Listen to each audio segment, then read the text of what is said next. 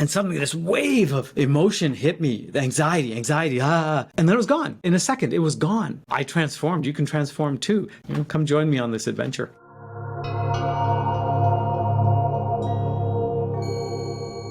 Okay, so how would I describe my life before psychedelics? I always think of it as a normal life, but it really wasn't as I started to delve into the details. I moved to Canada when I was 3 years old. Parents went through a lot of stress as immigrants. Didn't feel traumatic, my childhood, but there were some moments of terror or wanting to run away, that kind of thing. And my life was kind of ups and downs. I had a lot of successes and a lot of failures. I went bankrupt when I was 30 years old starting a company, and I fell into a deep depression. Eventually I was just diagnosed with bipolar disorder. When I was 38 years old, so about 20 years ago, I got put on this medicine, lamotrigine. And my life changed completely from that point forward. It was a fantastic drug for me. It went from being up and down all the time to just being this steady upward climb. I met the woman I'm married to now, a fantastic family with 2 kids from her and 1 from the previous marriage. A lot of success in business, started a tech company, sold it, and then got into philanthropy in the area of psychedelics, fortunately, which is what got me into this path of self-discovery. Things were going well. I mean, as far as I knew, I had a great life. I sold my company, had lots of money, had a loving family, but there were demons, there were problems.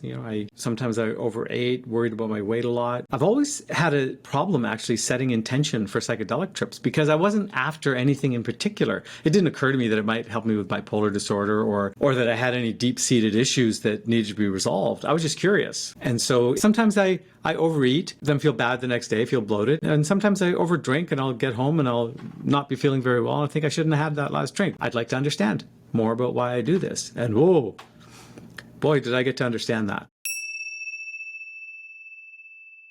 How was I first introduced to psychedelics and their use, in a meaningful therapeutic sense? I was asked to come to a biohacking conference that a friend of mine had organized in Toronto. Unfortunately, I have a daughter who suffers from anorexia. And during the biohacking conference, somebody told me, hey, there's a guy in the next room over who's speaking about something called psilocybin and how it might be able to be used to treat anorexia. You should come listen.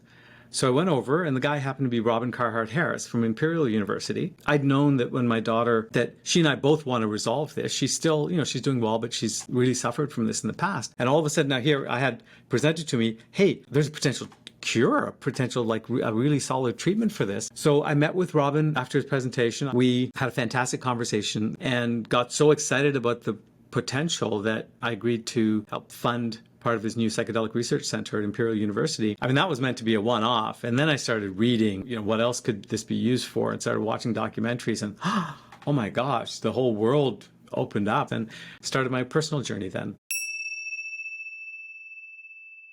So what did I experience during my meaningful psychedelic journey? I took 5.5 grams and I was out. I was a particle of ice hanging in orbit around Saturn.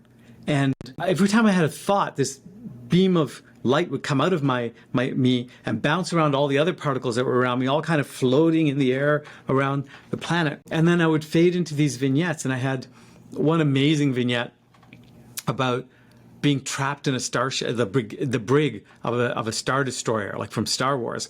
And I somehow escaped, and I was running to get out. And I went up these stairs and suddenly found myself on the command bridge, and the captain is there and a whole bunch of stormtroopers, and I was like, and it's like, I'm trapped, damn it, I'm gonna have to go back to the brig. And the captain saluted me and said, welcome to the bridge, sir, what are your orders? It came to me in that moment that, oh shit, I'm in charge. I was in charge the whole time. I thought I was trapped, I thought I was in jail, but it's actually my ship. And talk about a metaphor for life in general. That was freeing. But the one that really got me, I suddenly found myself at the bottom of an ocean. And I understood the ocean to represent time. And this meant that I was far back in time. I was young. I was surrounded by purple light at the bottom of the ocean. And there was these black and white figures thrashing, violence. It was a chaotic scene all around me. And I got scared and I scooted away, and I suddenly found myself maybe 50 feet away, and I could see in the distance on the floor of the ocean this patch of purple light. I was very scared. I understood it at the time that this represented trauma. when I was very young. Came to me that it was about 4 years old.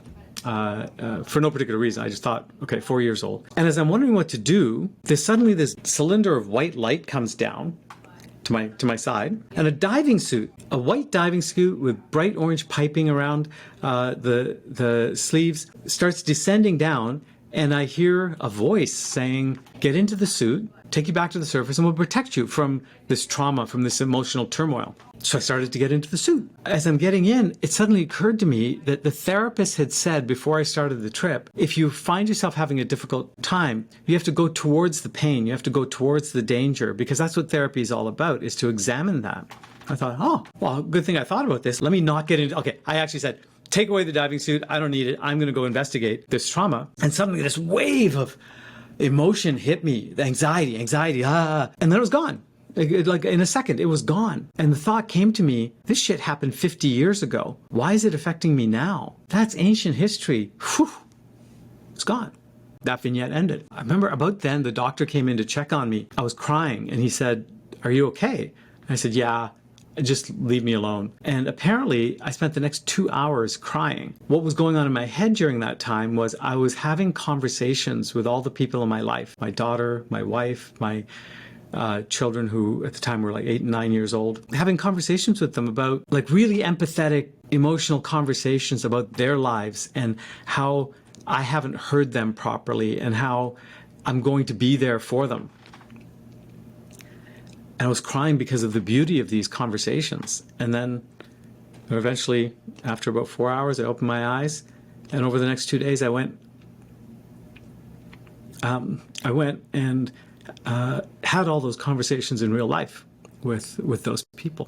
And my wife, who's always been skeptical about, is this just an excuse to go do drugs, right? She's always been skeptical, said, "Wow, no, you're actually a different person now.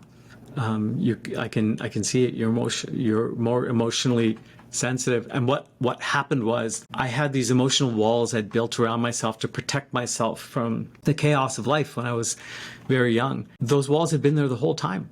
They'd been there for 50 years and I didn't know they were there. And during the session, they just came down. I used to be the kind of person that if I walk into a room and somebody's crying, I'll like, okay, let me just see if I can walk past here without actually dealing with this. Whereas now, if I sense even remotely that somebody's upset, I immediately lean into that emotion. And is there anything I can do to help? What's going on? I can feel it and I want to help. When my wife gets angry, I can lean into that anger and say, why are we angry? Right? Not why are you angry? Why? We're in this together. Oh my God, it's been wonderful. That's all I can say. It's been wonderful. It's opened up so many relationships for me, and yeah, I'm a happier, better person. Oh yeah. Oh, and at the beginning of the story, I wanted to find out why I ate and drank too much. Turns out I couldn't handle emotion, and so if I was in an uncomfortable emotional state, I would eat to get myself out of that state, or I would drink to get myself out of that state. Well, boom. I suddenly found, that was, I don't know, 3 years ago.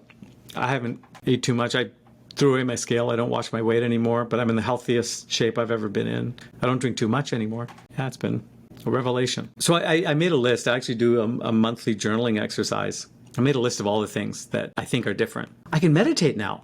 So that's new. I don't like violence as much. It turns me off a little bit.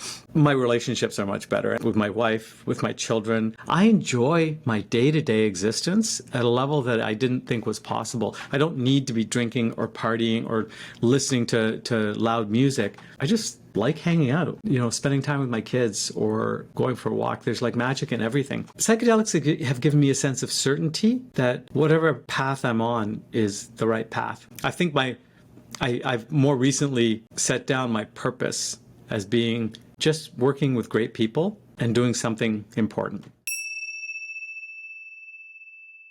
I was keenly aware that integration was something I had to do. So as I'm going through this session, like me as my ice particle floating around at Saturn, I was making these bullet point lists. When I got out of it, I opened up my phone and I wrote down those bullet points. And the things I was going to do differently, I put into a daily reminder on my phone. And I just gradually implemented all of these things. Do it with somebody who knows what they're doing. Understand your dose, understand set and setting. But you can address all of that by just doing it with somebody who knows what they're doing. It's going to be an interesting experience. Whatever else happens, it's going to be an interesting experience. Let the experience happen and make sure afterwards you sit down with somebody or with a pen and paper and say, this is what I realized during my trip, and this is what I'm going to change. That's the essence of integration. This is what I realized. This is what I'm going to change. I think that's pretty key as well.